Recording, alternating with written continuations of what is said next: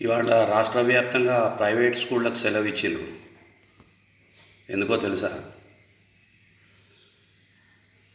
10వ తరగతి విద్యార్థులు ఆ పాఠశాల ప్రిన్సిపాల్ను 27 సార్లు కత్తితో పొడిచి చంపి పారేసారు. దుర్వ్యసనాలకు లోను కావద్దని గట్టిగా పట్టుకున్నందుకు. మొన్న ఒక 2 నెలల కిందనేమో ఒక హెడ్ మాస్టర్ను క్లాస్ రూమ్లో పిడికిలు బిగించి గుద్ది పారేసిండోడు 10th. ఇక కొట్టడాలు కొన్ని కనబడాయి, ఎందుకంటే చెప్పుకుంటే చదిపోతుంది కదా. తిట్లకైతే లెక్కే లేదు, తెల్లారు లేస్తే అదే పని. ఫ్రెండ్లీ పోలీసింగు, ఫ్రెండ్లీ టీచింగ్ వచ్చినాక సమాజం సర్వనాశనం కావడానికి మొట్టమొదటి అడుగు పడ్డది. ఇంకా ధ్వంసమవుతుంది. ప్రైవేట్ టీచర్లు బహుపరాక్. కన్నోళ్ళకే లేని ప్రేమ మనకెందుకు?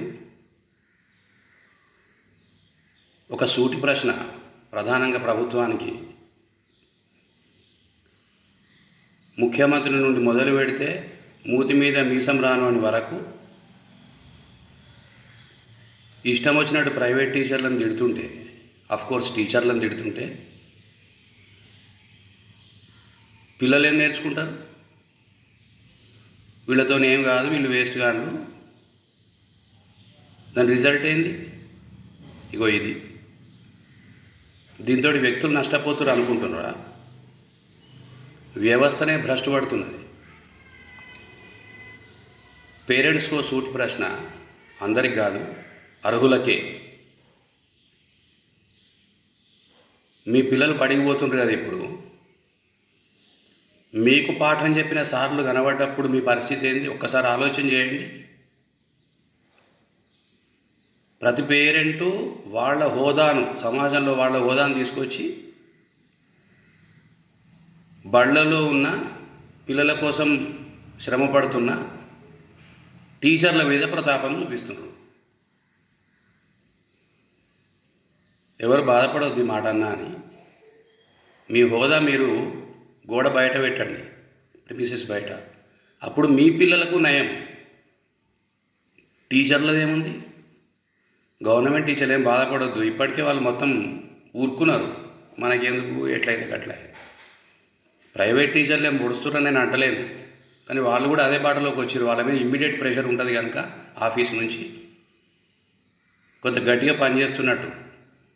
గవర్నమెంట్ టీచర్లో కూడా గట్టిగా పనిచేసే వాళ్ళు ఇంకా ఉన్నారు, కానీ వాళ్ళ చేతులు కాళ్ళు ఇంకేమైనా కట్టేసేటి ఉంటే అవన్నీ ఓ దిక్కు ప్రభుత్వం అని, ఇంకో దిక్కు సమాజం అని, ఇంకో దిక్కు మీడియా అని, ఇంకో దిక్కు పేరెంట్స్ అని కట్టిపారేసారు ఎక్కడికక్కడికి.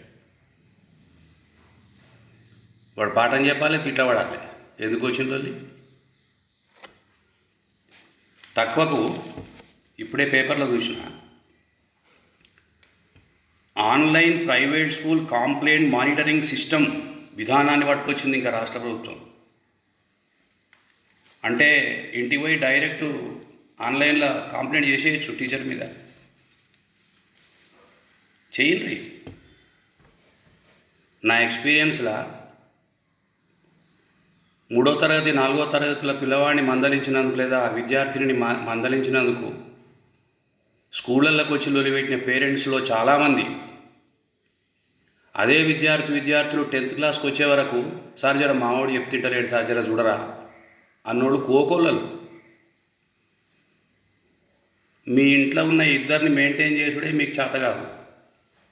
నా మాటలు అర్హులకే, అందరికీ కాదు సుమా.